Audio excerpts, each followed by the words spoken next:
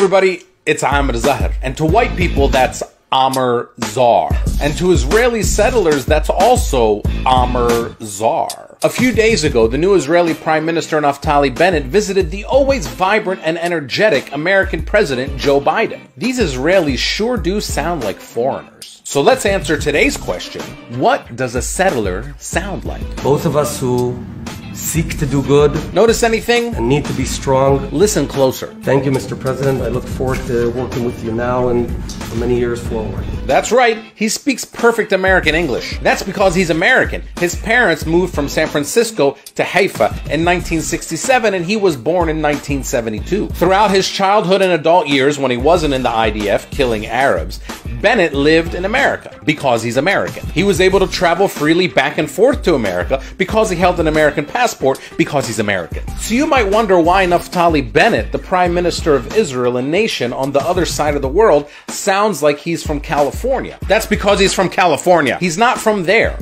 He's a foreigner. But surely Bennett is just an outlier, right? I mean, this can't be some kind of sick pattern. Peter Lerner was a spokesperson for the IDF for 10 years. He was born in London in 1973. We are operating in order to restore security and safety to the State of Israel. You might wonder why Peter Lerner sounds more like a spokesman for the Queen than he does for Israel. That's because he's from England. He's not from there.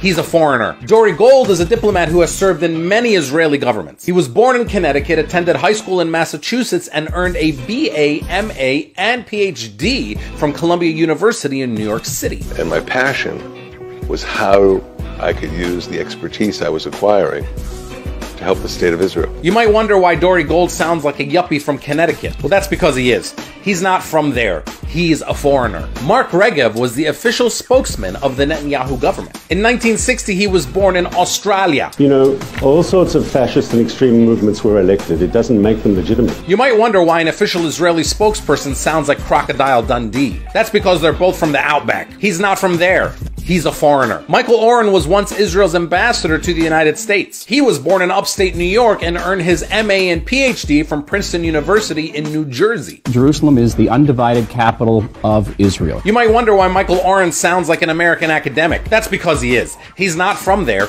He's a foreigner. Mickey Rosenfeld is the Israeli police spokesperson to the foreign press. He was born in England and grew up there. This is getting old. The Israeli police respond to terrorist attacks that are taking place on the ground and in and around Jerusalem.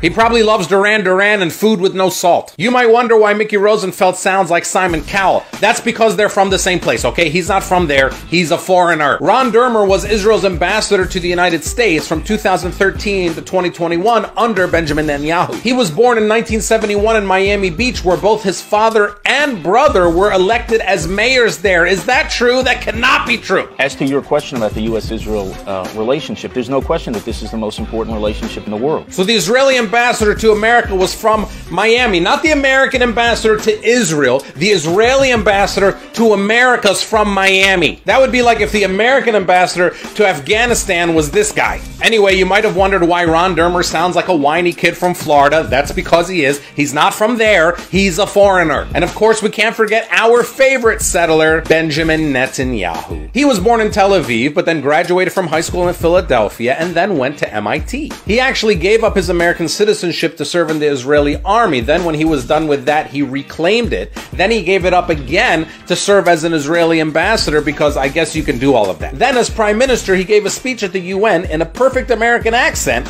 about Iran and bombs. This is a bomb. This is a fuse. Now this speech was particularly annoying because I can tell you as an Arab, that is not what a bomb looks like, alright? A bomb looks more like something... Needless to say... Wait, her too? I'm deeply moved. Grew up in Milwaukee? By your reception and by the words that you have spoken. The point is this, and it's pretty simple. Settlers in Palestine have foreign accents because they're foreign. They're not from there. They speak like they're from somewhere else because they're from somewhere else. Now, there might be nothing wrong with that except for the fact that they kicked out the people who aren't from somewhere else, moved into their houses, and are trying to tell everyone else in their foreign accents that they're the only people who are actually from there. As you can imagine, for a Palestinian, this is pretty infuriating in any accent.